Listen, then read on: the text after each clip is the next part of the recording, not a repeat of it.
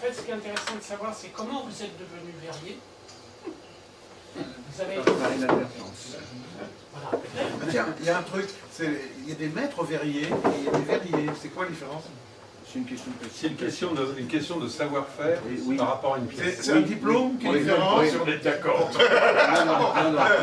À la Hall, à Thomson, c'était une question de classification. Oui, Voilà, c'est tout. Tu étais embauché à un taux, D'accord. et quand tu passais à l'autre taux, tu passais maître verrier. Donc, et à la fin, quand tu sais comme ça, tu étais maître verrier. Hein? Un maître verrier était tout capable blanc, de faire une certaine pièce. Moi, Non. je n'ai jamais été maître verrier. Ah bon? Parce que je suis sauté d'une classification. J'ai sauté de 2 classifications. Parce qu'il y avait problème social.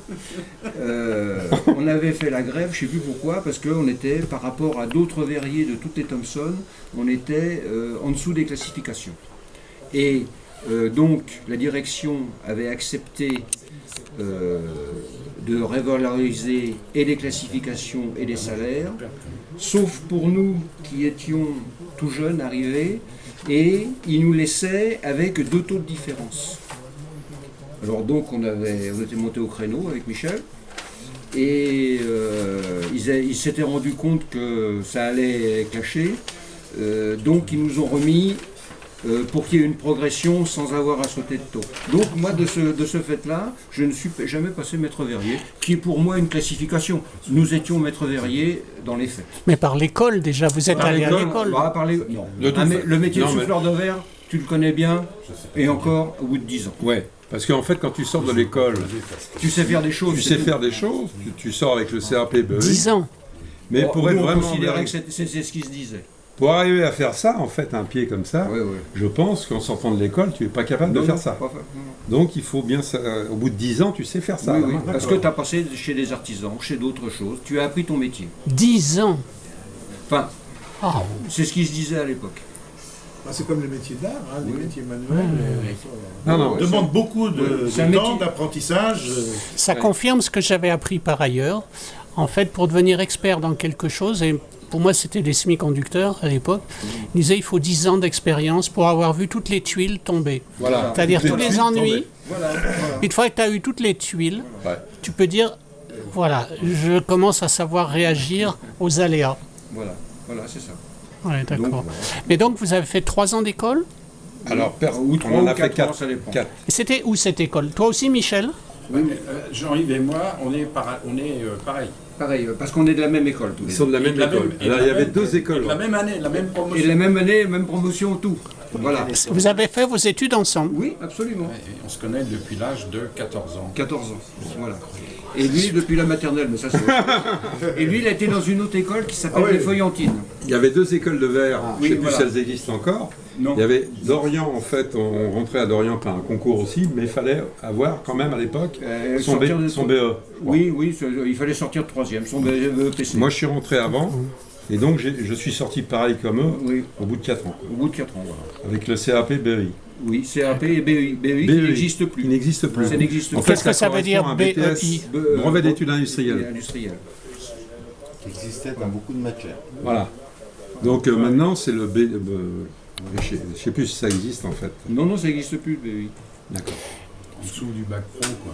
Voilà. C'est un peu en dessous du bac pro. mais oui, voilà. parce qu'on Maintenant, ça serait. On Ça finissait, serait le bac pro. on finissait moi, première Non, technique. non, D'accord.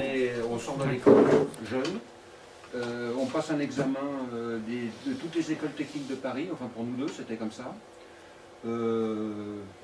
Il y avait, je me rappelle, on était à Dorian, il y avait 600 candidats et on a fini, ils en prenaient 210 et on a fini 211 ou 212e. Voilà. Moi, je suis un peu plus bas, moi. Ah bon? Bon. Moi je sais c'était... oui, mais c'est pas Toi, grave. t'étais ras du cul, quoi. Oui, comme Jean Lapierre d'ailleurs. Ah ouais. Pareil, on était, ou c'était lui avant ou moi après, et comme ça, voilà.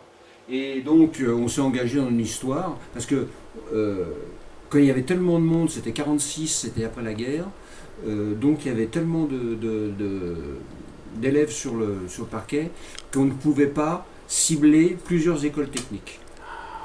Donc, il y avait c'était le même examen, le même jour, dans tous les lycées techniques de Paris.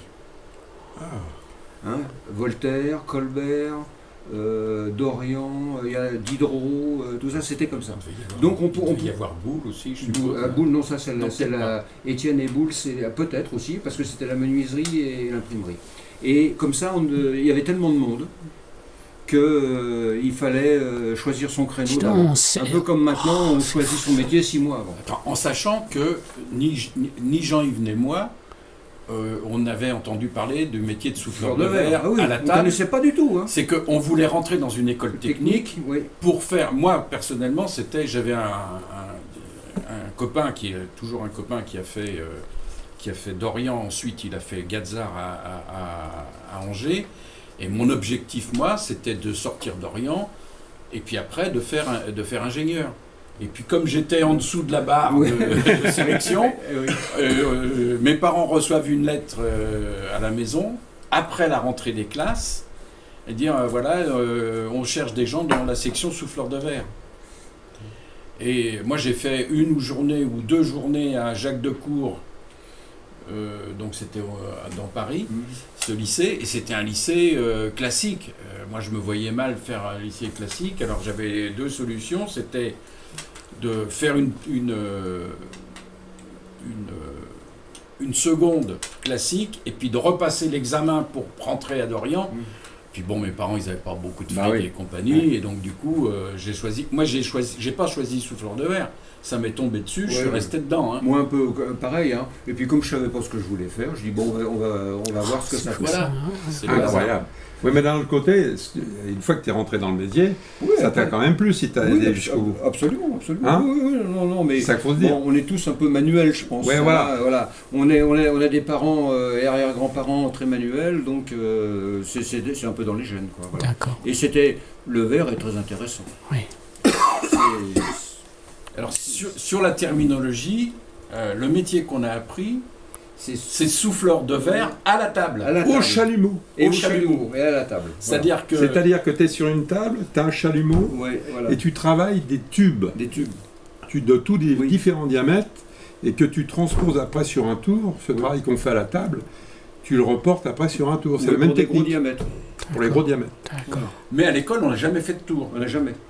Oh. À l'école, on n'a jamais fait de tour. À l'école, on faisait des alambics, des trucs, des réfrigérateurs, des colonnes à distiller, des tubes de Liebig, des choses comme ça, plein de choses chimiques. Ce qui servait à l'industrie chimique dans les laboratoires. Et on faisait jamais de soudure vers métal. C'est vrai qu'on a vu au musée de la chimie à Jarry une colonne à distiller. Voilà. C'est une merveille. C'est un